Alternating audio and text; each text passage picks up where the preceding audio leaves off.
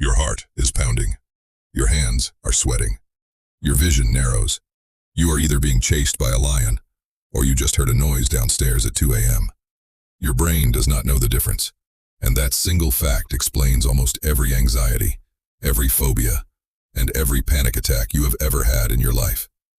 Fear is the oldest system in your brain. It predates language. It predates memory. It predates almost everything that makes you human. Today, we are going inside it. What it is, what it does to your body, why some people get addicted to it, and how you can start to take control of it. This is your brain on fear. Fear is not a feeling. At its core, fear is a survival mechanism. Your brain's oldest and most powerful alarm system, with one single job: keep you alive. Deep inside your brain sits a small, almond-shaped structure called the amygdala. You have two of them, and these tiny pieces of neural tissue are the fear headquarters of your entire nervous system. Here is how it works. Everything you experience gets processed two ways simultaneously: the slow path and the fast path. The slow path goes through your cortex, the thinking brain. It analyzes the situation, considers context, asks whether something is actually dangerous or just seems dangerous. The fast path bypasses all of that. It goes straight from your senses to your amygdala in milliseconds. Before you have consciously processed what you are seeing or hearing, your amygdala has already fired off a full-body emergency response. This is why you flinch before you know what you are flinching at. The fast path does not wait for permission. When the amygdala fires, your heart rate spikes, your breathing accelerates, blood rushes into your muscles, your pupils dilate, your pain tolerance increases. Your entire body shifts into one mode: survive. This system is so fast and so deeply wired, it can override almost every other function in your brain. And it was built for a world that no longer exists. Here is where it gets fascinating. Your amygdala has one massive flaw. It cannot reliably tell the difference between a real threat and an imagined one. Think about the last time you watched a scary movie. Heart racing, palms sweating. Maybe you grabbed the person next to you. Your body was having a full fear response to actors on a screen, to fiction. Or think about public speaking. More people fear public speaking than fear death. Standing in front of other humans triggers the same alarm as being chased by a predator. Nobody in that audience is going to eat you. Your amygdala does not care. This happens because your amygdala processes symbols and associations just as powerfully as real danger.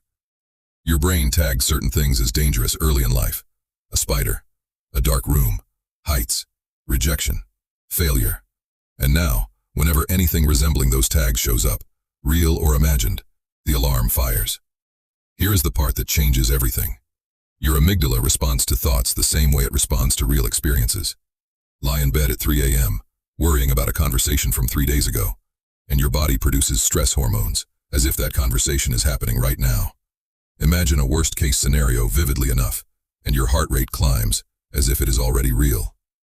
This is why anxiety is so exhausting. You are not just mentally stressed. You are physically running from something that only exists in your head, all day, every day. Your body is paying the price for threats that never materialize. Short-term fear is good for you. It sharpens focus, gives you strength and speed, can save your life. Your body handles it fine in short bursts. The problem is, most modern fear does not come in short bursts. When the alarm never fully turns off, the same system built to save you starts to damage you. Your adrenal glands keep pumping cortisol into your bloodstream. Short-term cortisol is useful. Long-term cortisol is toxic. It suppresses your immune system. It wrecks your sleep. It shrinks the hippocampus, the part of your brain responsible for learning and memory. Chronic fear also keeps blood away from your prefrontal cortex, the part responsible for rational thinking and emotional regulation. The longer you stay in fear mode, the harder it becomes to think clearly or calm yourself down. The alarm hijacks your ability to turn the alarm off. And most cruelly, chronic fear makes your amygdala more sensitive over time. The more the alarm fires, the lower the threshold for firing it again. Anxiety creates more anxiety. Fear makes you more fearful. This is not weakness. This is not a character flaw. This is biology doing exactly what it was designed to do in an environment it was never designed for. Now, here is the part most people never hear. Some people do not avoid fear. They chase it.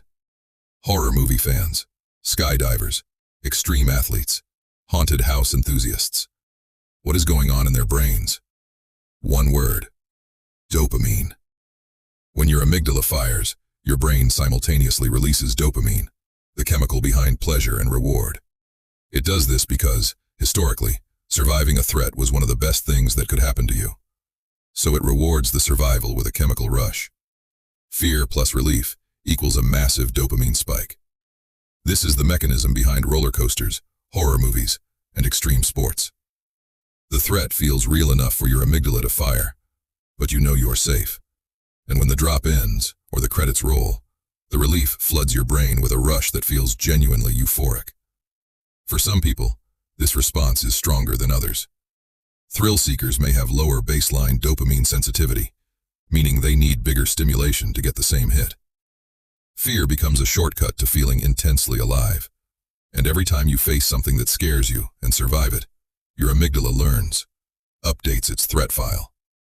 Next time the alarm fires a little softer. This is why exposure therapy works. You are manually updating a system that was written millions of years ago. So what do you actually do with all of this? You cannot think your way out of a fear response in the moment. When your amygdala has fired, your thinking brain is already compromised. Telling yourself to calm down, using the same brain currently on fire, is pointless. What works is physical first, then mental. The fastest way to interrupt a fear response is controlled breathing. Extend your exhale longer than your inhale. 4 counts in, 6 to 8 counts out, 3 times. A long, slow exhale activates your body's brake pedal and begins lowering your heart rate within seconds. Your body will settle, whether your mind agrees or not. Once you start to calm down, name what you are feeling out loud.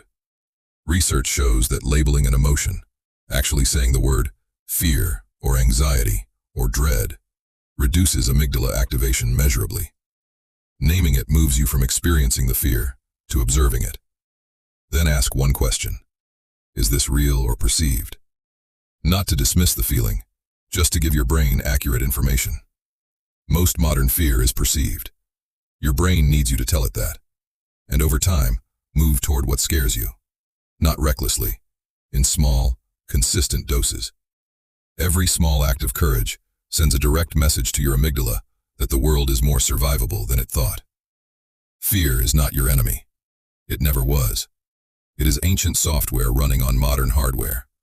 The more you understand it, the more you can work with it instead of against it. Your brain learned to be afraid. It can learn something new. Fear has protected every single one of your ancestors for millions of years. Now, it is your turn to protect yourself from it.